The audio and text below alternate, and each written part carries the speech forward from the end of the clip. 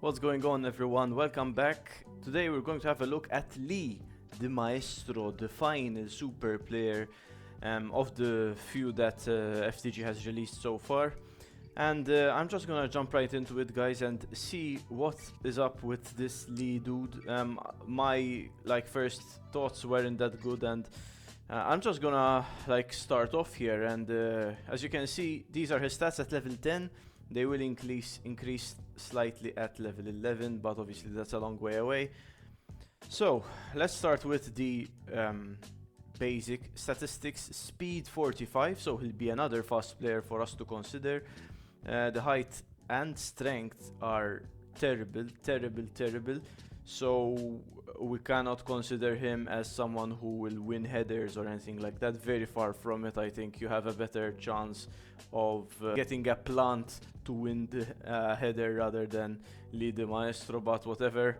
Power and skill is where this guy will shine, 45 in each, and response is 10, which is a vector, and we'll discuss that now. Okay, these stats are good on paper, because someone who has a lot of speed, who has a lot of power and skill, is someone who can, in the attacking third, be devastating, guys. This is a player that has the potential to be very efficient in attack. His description will go down chronologically. Hesitant to shoot, but he has the technique, vision and speed to break up defenses. So this is going to be a player who will be extremely fast, so a great winger, but we'll have to see with his behavior. Now, shooting, terrible. So why? FTG, bro. If anyone's seeing this from FTG, man.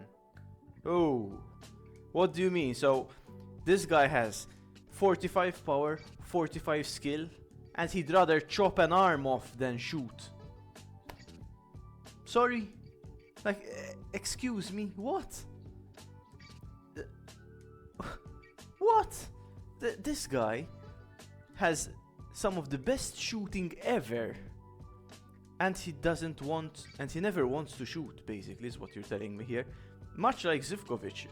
He likes passing a lot, which is good on paper. So let's just look at his passing trait now. Let's consider him. So as a forward, he's going to be useless because he won't shoot. As a winger, he might be okay because he could pass a bit more.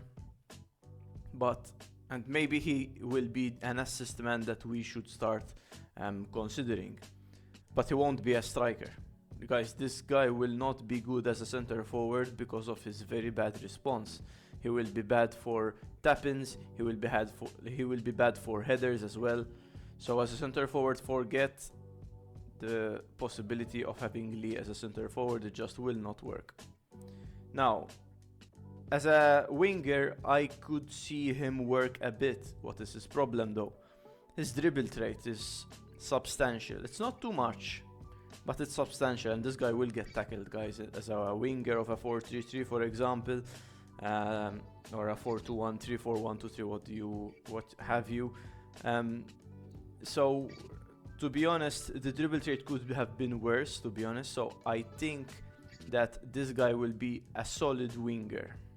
Okay, and the clear trait is basically nothing, but that doesn't make a difference in most cases. Now, let's continue on before I discuss his potential position further. So his passing trait, as you can see, is more attacking than it is defensive minded. So he will try an attacking ball more than he will try, balls back to the keeper or passes back to his players behind him. The marking trait, so what? This player doesn't make sense. I'm tired of these players, dude, okay?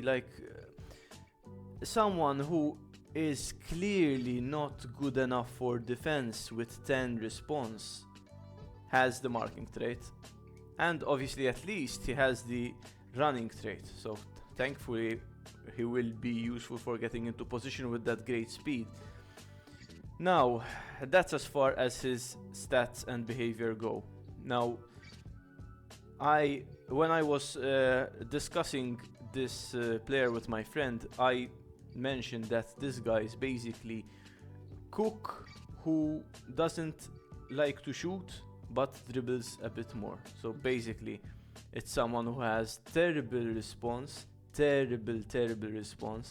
Because guys, this dude at level 4 will have 4 response, and 4 response is nothing, man.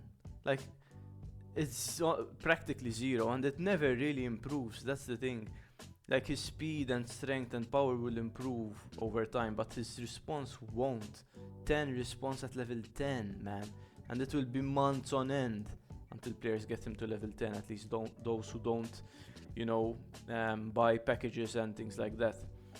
Well, now, this dude will be a good winger in the sense that he will be a good assist man. Now, if he's all alone, like imagine you are countering now with a 4-3-3, there's no one upfield except for Lee, and basically that's it. This guy will basically prefer to smack his head on a pole than shoot on goal, guys.